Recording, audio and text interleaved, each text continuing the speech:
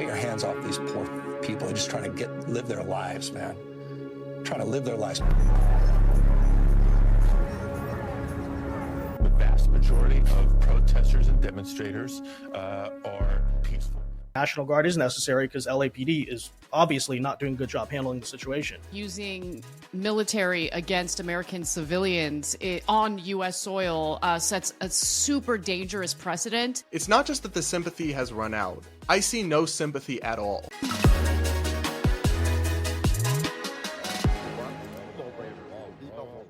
The chaos in Los Angeles is dominating national news. Many Californians are just going out to peacefully protest the Trump administration's immigration enforcement, but many others are violently rioting, assaulting police officers, and even looting Apple stores and other businesses in the name of helping immigrants or something. The Trump administration has responded by taking some pretty extreme steps, like sending in the National Guard against the wishes of Governor Gavin Newsom, and even sending in several hundred active duty Marines. Is this a massive overreach or an inevitable and necessary response given the very clear failure of Democratic officials to contain the rioting of 2020? Joining me to discuss in today's podcast is Anna Kasparian, a Los Angeles-based progressive political commentator and executive producer of The Young Turks, and conservative YouTuber Vince Dao, who also happens to be an LA native. Join us for what I'm certainly hoping will be a constructive conversation. But first, make sure you're subscribed, do hit that like button,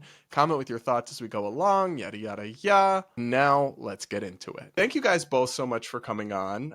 Anna, I do want to start with you because you're currently in LA. Vince is actually an LA native, but no longer lives there. I just want to play for you a, I guess, effective messaging video, I guess some people might call it propaganda, that the Trump administration put out, and get your thoughts on whether this accurately represents the situation. We see peaceful protests launching in Los Angeles. Get your hands off these poor people. They're just trying to live their lives, man. Trying to live their lives. The vast majority of protesters and demonstrators are peaceful. What is just a bunch of people having fun watching cars burn.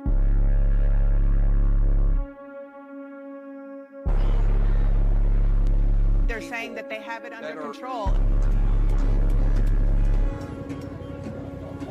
Things are under control. Peaceful protests are taking place.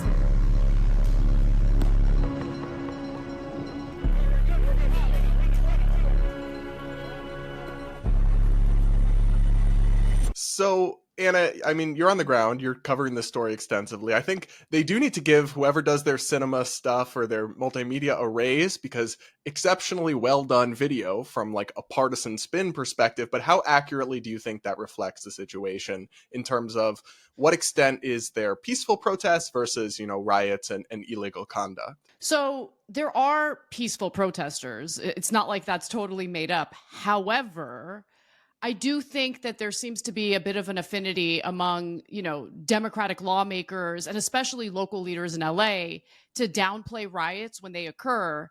And riots are obviously occurring. Now, I think the thing that's kind of bothering me in the way it's being spun by the right is they're making it out to be similar to what happened in the summer of 2020.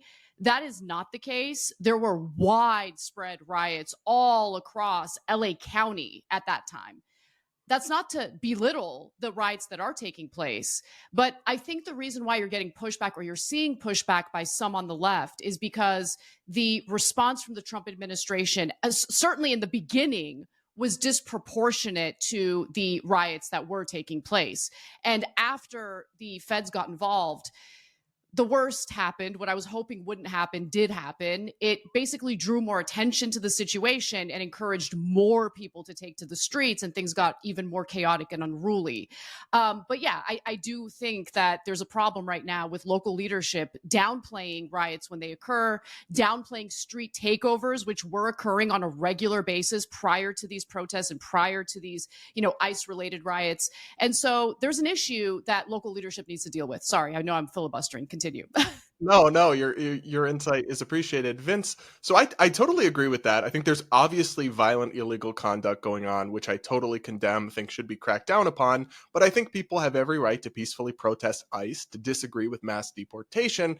And I think while some Democratic politicians are like saying everything is fine, nothing to see here, I also think Republicans are overstating the case a little bit. Let me play you this clip of Kristi Noem, and then I want to get your thoughts, Vince. Mayor Bass has done absolutely nothing about. Listen, I served with her in Congress before she was ever mayor, and she is a train wreck of a mayor now that is endorsing these kind of activities, has allowed her city to be completely devastated with crime, and now she's holding press conferences talking about the fact that people have the right to peacefully protest and that they're a city of immigrants. Well, they're not a city of immigrants. They're a city of criminals. So, Vince, she called LA a city of criminals. Look, I'm not from there. I know it has its problems. She's got to be overstating the case there at least a little bit, no? Well, I think the case she's trying to make is essentially the way Democrat politicians downplay the situation, especially pre-2024 election, have allowed a lot of the mass looting, the street takeovers, as Anna mentions, the smash and grabs and all that stuff, number one. But I think on the wider picture here, the overall point is, I think what you saw on Friday was indeed, you could say it happened in a small area or something, but there was objectively at that, the Ambiance Apparel store in downtown LA, where you had protesters, like, I believe they were like chucking stuff at police and they were trying to get in the way, block the situation.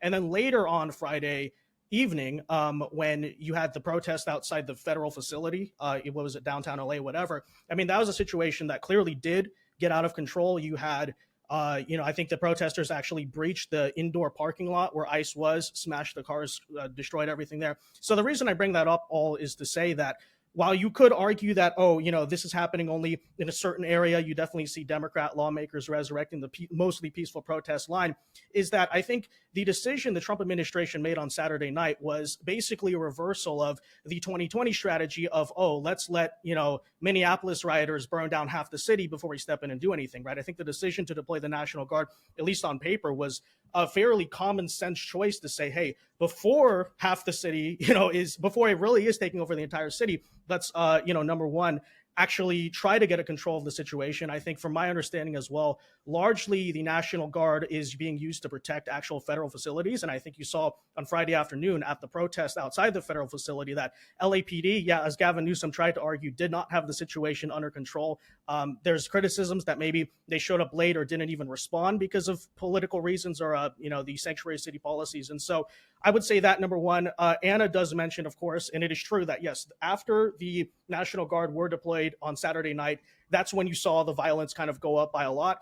The argument I would make, though, is, first of all, there is sort of this debate over correlation and causation, because I think you've seen many cases where, especially back in 2020, for instance, violence starts to get a little out of hand and then nobody really does anything about it. And then it starts to explode and get like exponentially worse there. I would also say perhaps that the Democrat response to the National Guard deployment by saying, this is martial law, he's going to institute authoritarianism, you could equally blame that for, inciting the flames. But I would say on a principle perspective, I think the decision to deploy Guard when you can clearly see a situation that is starting to get out of control is, fairly smart and effective. Now, you could say that, well, maybe the situation is getting out of control anyway, and the Guard isn't necessarily working, but I would simply respond to that. Okay, maybe they need to expand beyond federal facilities to be, installing order in other areas. Guys, I've had threats sent to my home before, so I understand better than anyone how important it is to get your personal information off the internet. That's why I'm excited to tell you about today's sponsor, Aura. If you've ever wondered how spammers get your phone number or why your email inbox is flooded with spam, well, here's why. There are companies called data brokers that sell your data. They do it without your consent, and they make millions selling it to marketers, scammers, and even stalkers. And while they're legally required to move your information if you ask, they make the process confusing and hard on purpose. That's why I recommend today's sponsor, Aura, to my family and friends. They take care of the hard part, automatically removing removing your information from all of these sites and keeping it off. I use Aura to get my address taken off the internet so it's harder for haters to harass me and to decrease the endless robocalls and spam emails. And you can too. Plus, if anything does happen, Aura includes $5 million in identity theft insurance protection, and they have US fraud experts ready to help 24/7. Try Aura for 14 days for free at aura.com/Polumbo. In those 2 weeks, you'll discover where your data is being sold. I'm not leaving myself vulnerable, and you shouldn't either. I'll just kind of bring this back to Anna and say, like, it can simultaneously be true that sending in the National Guard against a governor's wishes is unprecedented in recent decades, and that sending in the Marines, I think, is even more unprecedented, right? Potentially deploying the military against civilians, but also that on one hand, I see the issues with that. On the other hand, I don't want to wait for 2020 to happen, right? Blue state governors and local officials did prove that they're not necessarily up to the job of stopping riots and looting that caused, dozens of deaths and over $1 billion record levels of property damage. At the same time, though, did sending in the troops, was that the right call in your view? No, I think that using military against American civilians on U.S. soil sets a super dangerous precedent. It's against federal law, so I'm sure this is going to work its way through the courts, and we'll see where it ends up. But whenever a president or an administration does something that I, on surface level, feel supportive of, I always ask myself, okay, how would I feel if the same action was taken by the opposing party when they're in charge? And so I at this point, I have a lot of empathy for American citizens of all political affiliations, because I think that we're all in this together. And I wouldn't want a Democratic administration, like let's say the Biden administration, deploying the military against Trump supporters or Republican voters who are engaged in protest, right? Or even rioting. I think that we have domestic law enforcement that can deal with it effectively. And to Vince's point, he is correct, right? The National Guard was deployed to protect federal buildings and federal agents as they carry out, their duties in deporting people, I guess. And I don't want federal agents to be met with acts of violence. I don't want them to get hurt. I don't agree with some of the individuals who were targeted for deportation. I'll also admit, though, that ICE has released, or the Department of Homeland Security has released, the names, identities, and mugshots of 9 individuals who were arrested. There were particularly deplorable individuals who were convicted of very violent crimes. But I also know that dozens of people were arrested for deportation, and some of them were not committing other crimes other than being in the country illegally. Now, some might argue, well, if they're in the country illegally, they've already committed a crime and they should be deported. Sure, fair enough, I guess. But the focus of our resources... I want to come to that. I want to come to the broader mass deportation debate in a moment. But first, just on the military being deployed, or the National Guard and the Marines, because I think there is a distinction there. Look, it isn't necessarily that Trump deployed the National Guard. It's the way in which he did it, and how on that same day it was followed by threats from the Defense Secretary, Pete Hegseth, that they're going to deploy the Marines. And it just seemed like a very intentional and immediate escalation. At the same time, though, I'm in this impossible position of debating against the right because of the fact that I don't trust our local leadership. I agree with you that Gavin Newsom is out to lunch. They do lie to us all the time about crime, about street takeovers, about looting, about organized crime and retail theft. They lie to us all the time. So I don't trust Gavin Newsom, and certainly not Karen Bass, when it comes to we have everything under control. But two things can be true at the same time. They could be dishonest, which I think they are, on one hand, and Trump could have intentionally escalated the situation on another. Because, look, it's a massive distraction, and also civil unrest does drum up support for increased government surveillance of American citizens, which we know Trump wants to do with the use of Palantir. I'm really worried about that. So that's something to keep in mind. Yeah, Vince, I'll come to you and get your thoughts on why do you support sending in the National Guard and the Marines? Well, I think, to Anna's point, I mean, yes, it's ideal that you would like local law enforcement to handle the situation, but it's also an objective fact we saw even from the beginning that LAPD really was not doing a sufficient job. I think it was on Saturday afternoon, if I'm not mistaken.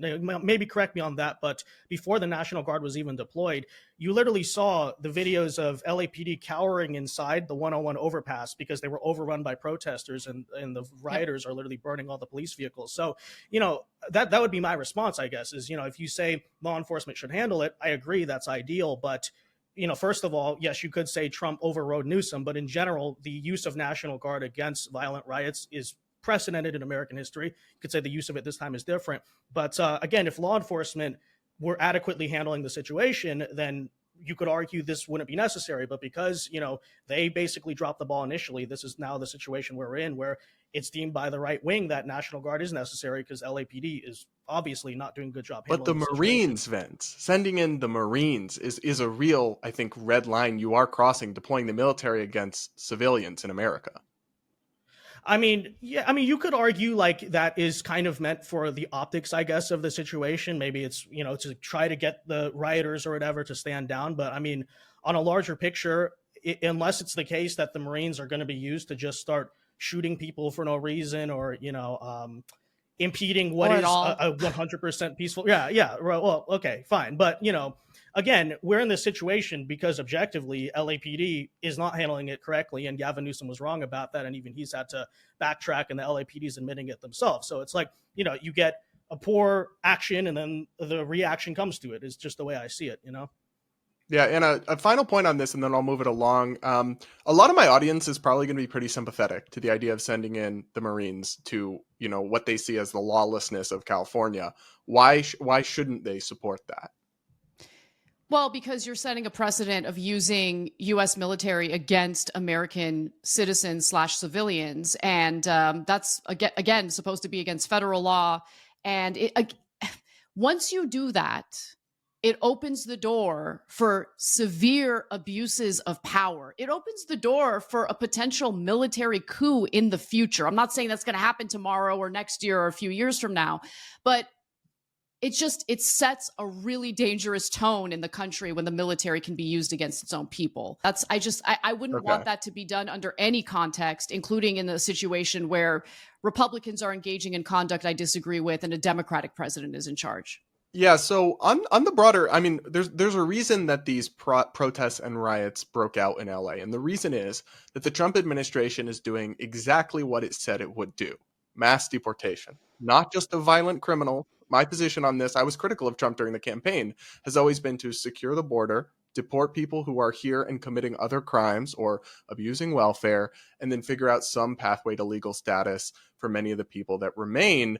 That's not Trump's position. He said, right. I would deport all of them, all 11, 15, whatever the number is, million people. And so they're going to LA, they're going to Texas, they're going to other places, and they're raiding businesses. And some of the people they're apprehending are drug dealers and gangbangers, and they highlight those, but some of them are just people here working, and they are deporting them. They're doing what they said they did. So I don't have a lot of sympathy. This is a side note for the people who are like, I feel betrayed by Trump for deporting my wife who's here undocumented. That's what he said he would do, to be clear. So, but technically, I mean, federal law allows ICE to deport anyone in the country who's here illegally, except for some very narrow circumstances. Trump said he would do it. He was elected to do it. I mean, people have a right to disagree with it, but the idea that any of these protesters have a right to interfere in federal law enforcement doing this, I'm not really sure they do, Vince. Yeah, and I mean, I think on your point, what we saw in the election, what we see even now in current polls, even as this stuff is happening, poll after poll continues to show that Trump's most popular issue, even in polls that are not favorable to him, is overwhelmingly the southern border and deportations. And I think the very specific reason for that, especially what you've seen over the past 4 years, is that essentially maybe I would say to Brad and maybe even to Anna that perhaps 10 years ago, I think the American people had an open mind and perhaps an open heart for some type of like compromise solution on the immigration issue. But I think what you've seen, especially in the past 4 years, is the left has pushed so far on this. And by Joe Biden letting in what some people estimate, maybe, I don't know, who knows, 10 million people into the country, essentially, I think what the American people are feeling at the moment is at what point does the sympathy run out, right? At what point does the crisis get so out of hand that people essentially say, okay, this argument that like, oh, I came here illegally, but I'm a good person, I'm a hard worker. At a certain point, people are saying, okay, where's the sympathy for American citizens? At what point do we actually say, okay, as a country, we have to enforce our laws? And again, like I said, I think. Well, let me challenge you on this a little bit, because it's not just that the sympathy has run out. I see no sympathy at all among many MAGA commentators, including for illegal immigrants who were brought here as minors, right? They were brought here when they're 5 years old by their parents illegally. That's not their fault. They lived here for decades. They're working. They're going to school. They're paying taxes. They're contributing to their communities. How is their presence in the United States harming American citizens to the point where it could justify? Because Trump doesn't have to do this. They don't have to deport every single person. They can prioritize criminals and not just raid businesses. I think first of all, them all. like, how is it hurting American largely, citizens? I think they are prioritizing. Okay, yeah.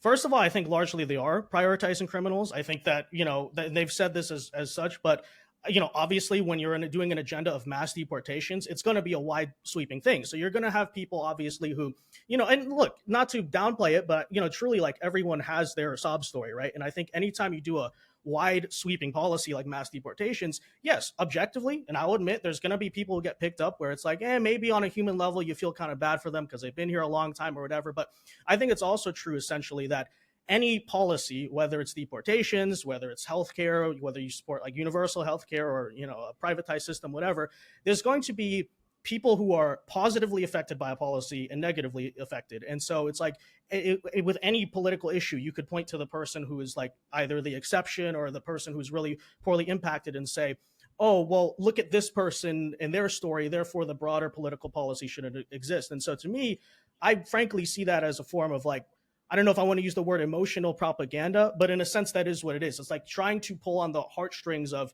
one specific case or this person or that to say that, okay, widespread for American citizens and society, this policy should not exist. And I just don't think that overall, what the reason why people are, in your eyes, running out of sympathy or they have no sympathy for it is because we kind of see through that argument at this point, and it's no longer convincing because of all of the widespread other problems in society that illegal immigration, the border, has caused for the past 4 years. Sure, yeah. I actually wholeheartedly agree with what you alluded to, Brad, and what you commented on, Vince, in regard to the Biden administration and the lack of control at the border, the migrant crisis that ensued as a result of that. The Democratic Party was under the assumption that they could just gaslight the American people about how it's not happening, it's all made up. But obviously, if the migrant crisis is impacting your community, and it did impact many communities, including, a lot of blue states that migrants were bused to by, Greg Abbott, the governor of Texas, and Ron DeSantis. And so I'm not surprised at all that there's hostility toward undocumented immigrants in the country right now, that the empathy or sympathy has completely run out.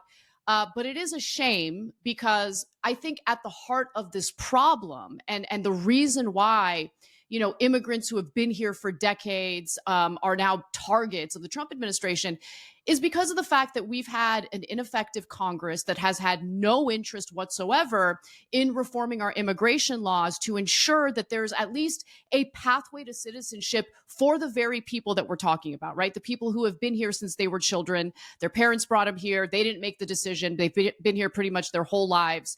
They should have a pathway to citizenship. People who have been here for many decades, they're still in undocumented status, but have contributed to society, have not committed other crimes. They deserve a pathway to citizenship. But there is a very real financial interest by businesses across this country to avoid reforming immigration. Because when you reform immigration and create pathways to citizenship, that allows for migrant workers or immigrant workers to be part of the system. They're paying taxes, but they're also protected by whatever labor laws we have remaining in this country, federal labor laws.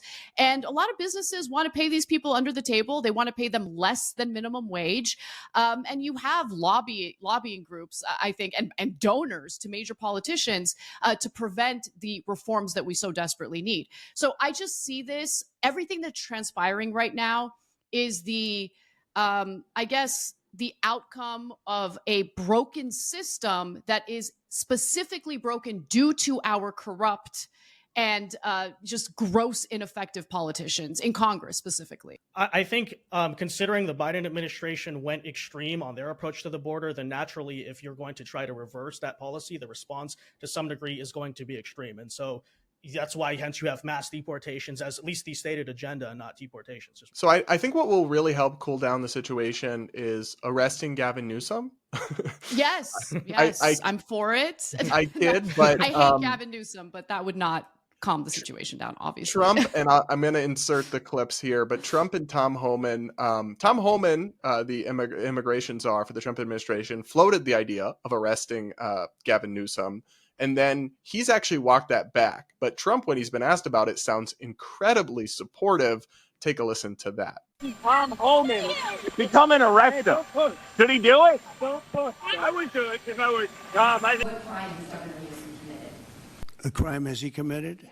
I think his primary crime is running for governor because he's done such a bad job. Come after me, arrest me. Let's just get it over with. Tough guy. You know? I don't give a damn, but I care about my community. I care about this community. The hell are they doing? These guys need to grow up. They need to stop, and we need to push back. And I'm sorry to be so clear, but that kind of bloviating is exhausting. So, Tom, arrest me. Let's go. I'm of two minds on this, guys, because for one thing, I don't think being a bad governor is a crime. I don't know of what crime he's committed. But let me read you this tweet from Gavin Newsom. The President of the United States just called for the arrest of a sitting governor. This is a day I hoped I would never see in America. I don't care if you're a Democrat or a Republican. This is a line we cannot cross as a nation. This is an unmistakable step towards authoritarianism. I'm old enough to remember, like, last year and the year before, when prosecutors across the country went after Donald Trump and tried to put him in prison, sometimes for cases I thought were frankly bogus, sometimes for cases I thought were more legitimate. But this idea that, like, clutch my pearls, arresting a governor is beyond the pale. I mean, we've seen presidential candidates and former presidents investigated. We've seen senators. We've seen members of Congress. I think we've also seen governors. That, to me, rang hollow, but I also don't actually see what crime he could even be investigated for or charged with, Anna. Yeah, look, Gavin Newsom, he loves what's going on, okay? I'm going to go ahead and tell you exactly what he's thinking and what he's doing. He's been a failure of a governor. He wants nothing more than to posture as the great savior against Donald Trump. He wants this fight, and he likes the optics because he thinks it makes him look good. He's already running for the 2028 presidential election. Let's keep it real. At the same time, look, Tom Homan made a statement about arresting politicians who interfere or try to prevent federal agents from carrying out their duties. And then, the walk back was basically him reiterating, no, he hasn't committed a crime. I wouldn't arrest him if he hasn't committed a crime, or I wouldn't have him arrested if he didn't commit a crime. I think that arresting Gavin Newsom, had he done something that the Trump administration thinks might be a crime, would escalate the situation. However, point taken about the, targeting of Trump for criminal prosecution and the fact that you've had politicians on both sides of the political aisle face criminal charges and deal with convictions for crimes like corruption. Democratic Senator Bob Menendez is a perfect example of that. Look, as long as Gavin Newsom isn't, doing something illegal, I don't think he has anything. I don't think he's worried about getting arrested. I'm just going to keep it honest with you guys. I think he would love it. I think it'd be great for him politically. Yeah, exactly. And it's just, to me, this is an annoying sideshow that gives him an opportunity to distract from how much of a failure of a governor he's been, which is why I don't like to feed into it. That's my take. Yeah, Vince, I mean, Trump did suggest, the crime is being a terrible governor or something. I'm always hesitant to get, upset by Trump's words because he may just be trolling. He may not really mean that statement literally. But the idea also, though, that Trump is comfortable with arresting or charging a political opponent when there's no actual crime that's been committed, that still does give me pause, though, Vince. What do you think? Well, I mean, just to be clear, like Anna brought up, the initial statement by Tom Homan was, yes, if you impede federal law enforcement. I will say this. I think my actual frustration in general with this is And I'm generally a fan of Tom Homan, but the grandstanding you see sometimes by these administration officials on whether that's like Pam Bondi saying, "Oh, we have a bombshell with the Epstein files," and then they're released, and then what was that? Tom Homan did the same thing just a couple months ago with AOC, where he's like, "Okay, we're gonna come after you," suggesting, "Hey, we're investigating it," and nothing ever comes of it. So I will say this, that I think that sort of theater by certain actors in the administration or Republican Party or whatever, where they essentially go out and like say or suggest, "Hey, we're going to arrest you. We have something we're going to go after." And then they just don't, is kind of a frustrating sense of theater, because it's like, look, if you have something, then do something. If not, then don't just posture for the base to get excited on Twitter or something like that. That said, in response to Trump's actual comment itself, I saw it on Twitter. I didn't see exactly what he said about it. And generally, he kind of just says things. I think he probably could be marked up there to trolling. So it's not something I take super seriously. See, I agree that he's probably just trolling and it's harmless, but I do always have to check myself. How would I have responded if Biden had casually suggested arresting Greg Abbott for being a terrible governor? And would we have written it off as a joke or a quip I think Trump gets like special treatment somehow. Fox News would have blown an aneurysm if Biden had said that, Vince. I mean, sure. But yeah, as Anna brings up, he is kind of a troll. And, I understand why Democrats are going to be up in arms over it. But like Anna actually brought up before, it is kind of just the sideshow political theater aspect of this, right? It's like, I'm going to arrest you. I'm going to prosecute you. Nothing's going to happen in reality, Well, I kind of. And by the way, I think sizable portions of the MAGA base do sometimes get frustrated with this stuff. Like I watched as a lot of people got mad at Pam Bondi for kind of promising all this. I see right now criticism of Patel and Dan Bongino, and it's like, I'm not here to completely say I oppose everything that they're doing, but I understand where some of even the criticism from the right wing comes from in terms of stop promising these big prosecutions or, military tribunals or whatever when you're not going to do it and everyone knows you're not going to do it, Yeah, I just wanted to add to the trolling comment. So I do think that Trump likes to troll. His personality is just very different and obviously unique to anything we've seen in the White House before. Biden wasn't known as a troll. He didn't